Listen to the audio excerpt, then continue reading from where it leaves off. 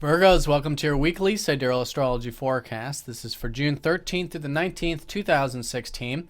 I'm Athen, and this is for Sidereal Astrology. If you are new to the channel, be sure to check out the link down below because the signs are different. All right, Virgo, so this week we're going to try something a little bit different. We're going to look at 4 key areas for you, which is going to be yourself, it's going to be your relationships, your work, and your finances.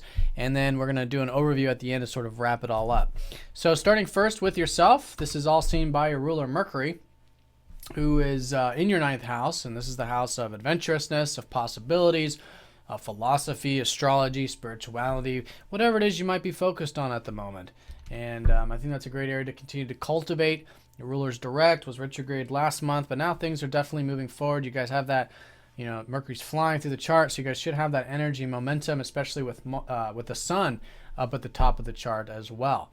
And I think anything that's about expanding your mind or tapping into your adventurous spirit is excellent at the moment. Now, in terms of relationships, this is seen by Jupiter. You guys are probably learning a lot about relationships this year with Jupiter over that north node.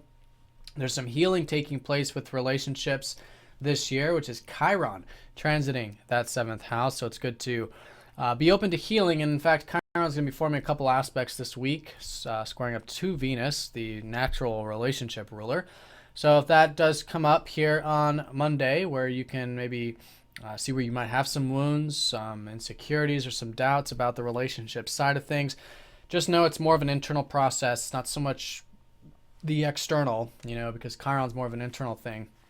We feel wounded. There's a lot to learn about relationships, but be there for yourself. Do that acceptance of your feelings or whatever those wounds might be, and then the rejuvenation takes place, and that's going to rejuvenate you going into the rest of the week. Also on Wednesday, though, Chiron squaring up to the sun, same sort of thing, so I think just these first few days, just doing that healing work. And with the sun, it could have specifically to do with maybe getting some of that alone time, that spiritual time out, which could be important that day.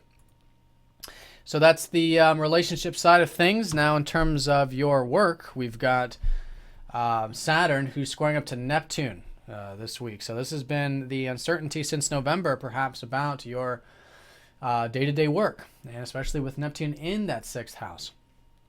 So the key with this is to be present, there's working with uncertainty, and understand there's a larger picture at work here. There's a divine process, and it's about being present without projecting any future mental noise, basically, onto these future things, which can create the anxiety, can create the uncertainty.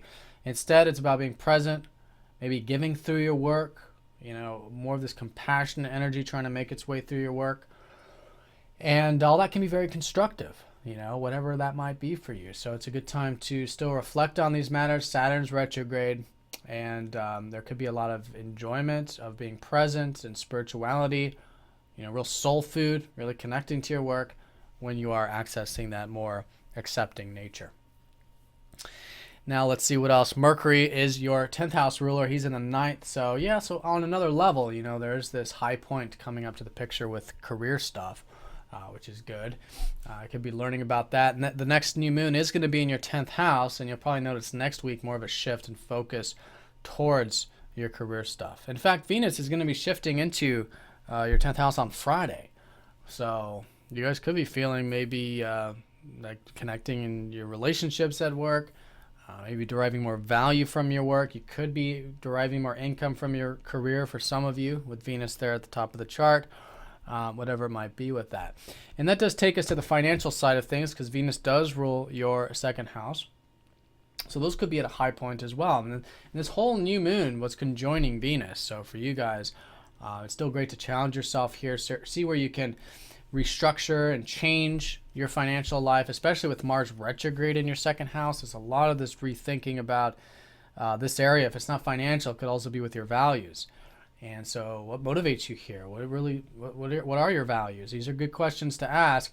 And then seeing where you can restructure this area of life, I think could be excellent and very constructive. If on Monday, while Venus does square up to Chiron, does give you some doubts or insecurities about the financial stuff, again, just having that acceptance can really go a long ways. You do that healing, and then you're carrying on with the rest of it. All right, so that's the key areas. Now, in terms of the overview, let's go ahead and see if we've left anything out. We have this Neptune going retrograde on Monday, which is in a sense, kind of it actually clears things up a bit. Because Neptune direct, it's more of the fog, more of the haze. But when Neptune goes retrograde, it's internalized. And so there might be some intuitive understanding that, hey, maybe we don't know exactly what's unfolding with the work stuff, but it's unfolding. And for whatever reason, you guys could have a bit more acceptance there. So be aware that there is an opportunity here to, I think, have a more internalized knowing, connect to that knowing, and that can be very constructive this week.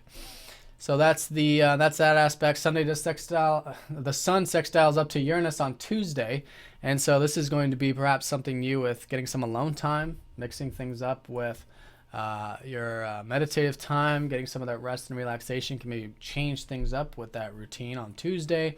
Again, that healing on Wednesday collectively for all of us, for you particularly in the area involving your spiritual self. I think it's a good week, this first half, to maybe get some of that R&R if that's possible in some sense, maybe work behind the scenes or whatnot. You may just be feeling guided to, and that could be healing in the process, especially with all this Neptune energy going into effect this Friday and Saturday. Saturn squaring up to Neptune. This isn't so personal for you guys necessarily, so it's not your ruler or anything like that, but if it is involving the work stuff, the daily routine, a bit of that presence I think can go a long ways.